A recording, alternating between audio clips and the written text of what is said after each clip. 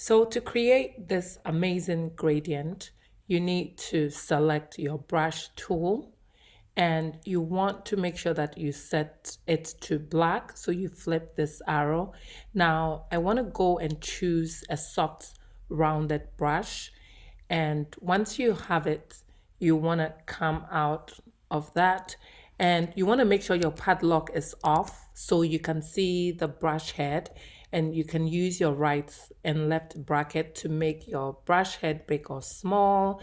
Now all you need to do is go ahead and just do some swells here and there. Now we are going to click back on the black and we are going to choose a mid gray, and we are going to do the same. You want to capture just little spots here and there like so, and you want to go ahead and choose your color again and choose somewhere in the lighter gray. Do a little bit more here and there, just random spots, and you can go ahead and choose a plain white and you can add it in some spots. If the black is not enough, you can go back to your black and maybe add a few more in some areas. We want to go ahead and right click and we want to convert our layer to a smart object. Now we want to go under our filter and we want to choose liquify. You want to go ahead and set your brush size by either reducing, as you can see, or you can use your left and right bracket to do basically the same thing. Now you want to go ahead and increase your brush so you can basically do like a swell and just do any style that you prefer. So once you have something that you're satisfied with, you can go ahead and click OK. You want to go ahead and click on your layer and then go under property, under adjustment, and you want to choose the gradient map. Now, if you click on the gradient map color, you can choose whichever gradient you want to apply it to it. Now, I do have some custom ones that I would like to use. Now you can see that I created this effect. So I'm going to go ahead and use this and click OK. Now, if you want me to show you how to create even the different gradient effect, just let me know and I will do well to create another lesson on that. We want to go ahead and create a shape. So go under your lasso tool, pick up your lasso tool shape, and just go ahead and draw just any swell that you like. Now add a new layer by clicking on the plus icon. So I'm going to click on my color and I'm going to choose black and I'm going to just paint that in. If you move it out, you see that it's black. Click on our layer, right click on it, and we are going to convert this into a smart object.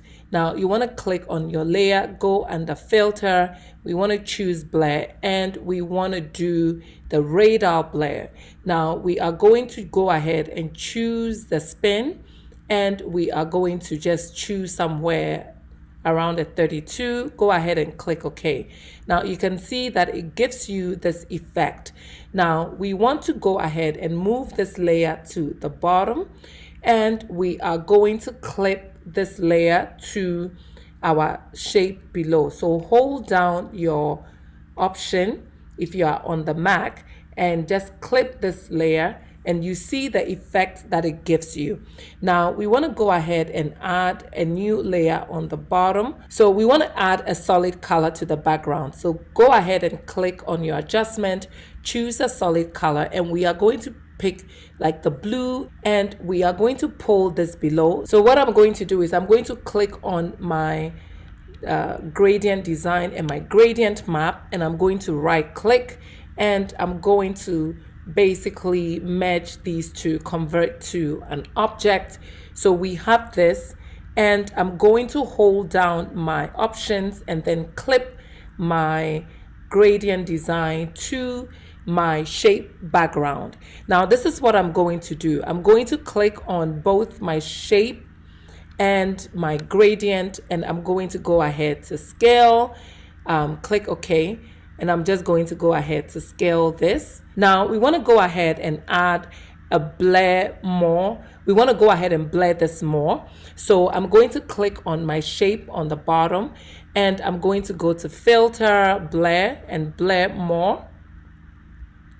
And you can see that it does something very slightly. Now you want to go ahead and go back to filter, blur, and we are going to add a motion blur. Now with that, we can choose to take it to whatever effect we want. As you can see, the more I spread it out, the more the design changes. You can also change the angle as well to get whichever effect that you want. You can stretch your design even further. So if you're satisfied, you can go ahead and click OK. Now I'm going to go ahead to even stretch my design again, so you can basically select it and do something like this. Double click and you can see the design that it gives you. Now what we want to do is that we want to click on the top layer and we want to add a color balance. So go to your adjustment, choose a color balance.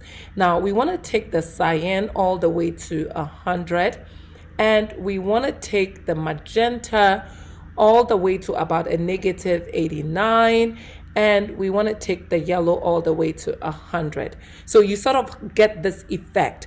Now lastly, we want to go to our adjustment, add a color lookup, and we want to change our style to 2-strip lookup. Click on your gradient map, go under filter, and then choose blur, Gaussian blur, and you want to take this down, and you can just, gauge it to however you want. If you're satisfied, all you have to do is go ahead and click OK. This brings us to the end of this tutorial. Please give this video a thumbs up, and I will see you in the next tutorial.